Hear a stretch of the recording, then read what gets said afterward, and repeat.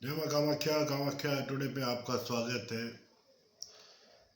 मित्रों, आज की ज्योतिषीय चर्चा जन्म पत्री में नाजायज और अवैध संबंधों पे या उन संबंध बनने के कारण या योग पे हम चर्चा करने जा रहे हैं। जिस जातक की जन्म पत्री में सप्तम भाव में शुक्र स्थित होता है, वह व्यक्ति अत्यधिक कामुक बनता है।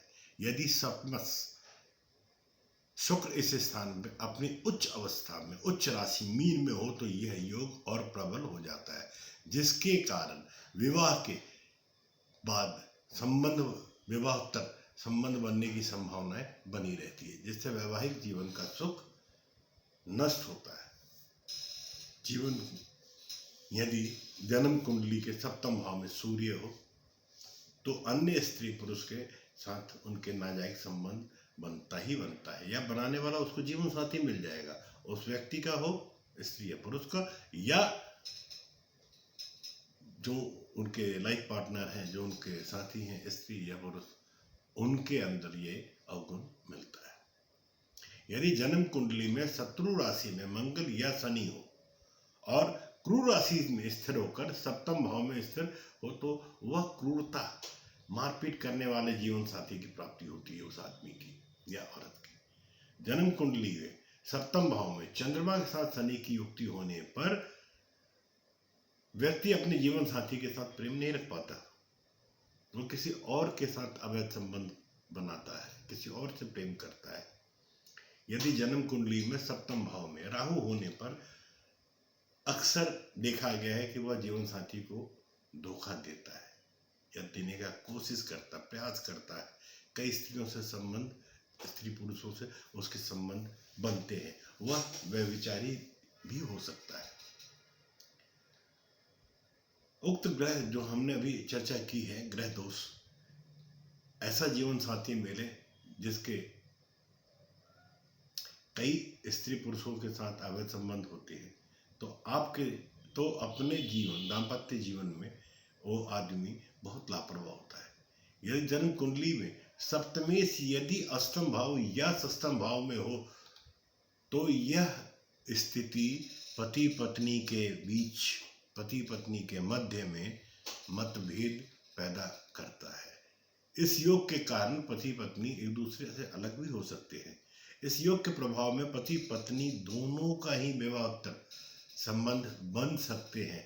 इसलिए जिन पुरुषों या कन्याओं के कुंडली में इस तरीके से योग बन रहा है, वो एक दूसरे को सम्मान करते हुए अपने अंदर समर्पण की भावना को राय, अपने अंदर एक दूसरे के प्रति समर्पित होने का प्रयास करें, प्रयत्न करें।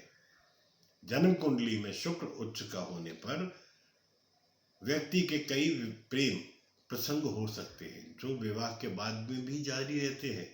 सप्तम भाव में मंगल चारित्रिक दोष को उत्पन्न करता है। स्त्री पुरुष के साथ के विवाहतर संबंध भी बनाता है। संतान पक्ष के लिए बहुत कष्टकारी होता है। मंगल के अशुभ प्रभाव के कारण पति पत्नी के बीच में दूरियां भी बनती हैं। अब हम बात करते हैं द्वादश भाव। द्वादश भाव में मंगल सैया सुख भोग में बाधक बनता है। इस दोष के कारण पति पत्नी के संबंध में प्रेम और सामंजस्य का अभाव रहता है। यदि मंगल पर ग्रहों का शुभ प्रभाव नहीं है तो व्यक्ति के अंदर चारित्रिक दोष और गुप्त रोग भी उत्पन्न हो सकते हैं। व्यक्ति जीवन साथी को घातक नुकसान भी पहुंचा सकता है। यदि जन्म कुंडली में सप्तम भाव में शुक्र स्थिर व्यक्ति को अत्यधिक कामुक तो बनाता ही बनाता है, जो विवाहोत्तर संबंध बनाने के लिए भी उसको प्रेरित करता है, जिससे उसका वैवाहिक जीवन का सुख नष्ट हो जाता है। साथियों, जन्म कुंडली में सप्तम भाव में सूर्य हो तो अन्य स्त्री पुरुष से नाजायज संबंध बनाने वाला ही उसको जीवन साथी मिलता है। जन्म कुंडली में शत्रु राशि में मंगल या शनि हो अथवा क्रूर राशि में स्थिर हो तो सप्तम भाव में स्थिर हो तो क्रूर, मारपीट करने वाले जीवन साथी की प्राप्ति होती है। सप्तम भाव में राहु, सप्तम भाव में मंगल ये सारे के सारे जो पाप ग्रह हैं, ये व्यक्ति के विवाहोत्तर जो संबंध है उसमें कहीं ना कहीं विकार उत्पन्न करते हैं।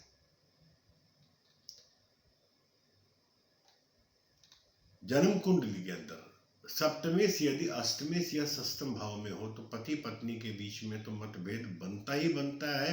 इस योग के कारण दोनों पति पत्नी एक दूसरे से अलग भी हो सकते हैं। विवाह के बाद में ये दोनों ही लोग अलग से संबंध भी बना सकते हैं।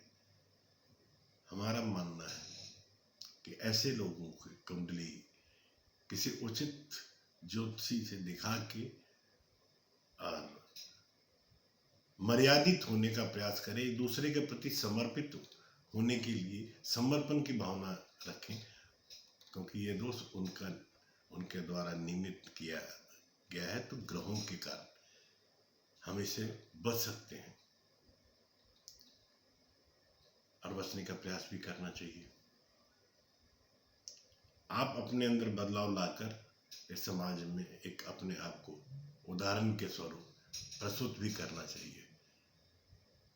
मेरा ऐसे लोगों के लिए ढेरों शुभकामनाएं।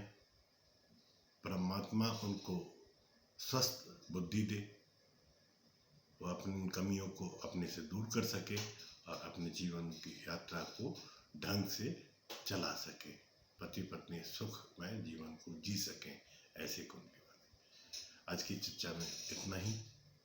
पुनः आपसे अगली विशेष नए चर्चा के साथ आपके सम्मुख दोबारा उपस्थित होता हूँ। जय मां कामाख्या। आपका दिन शुभ हो।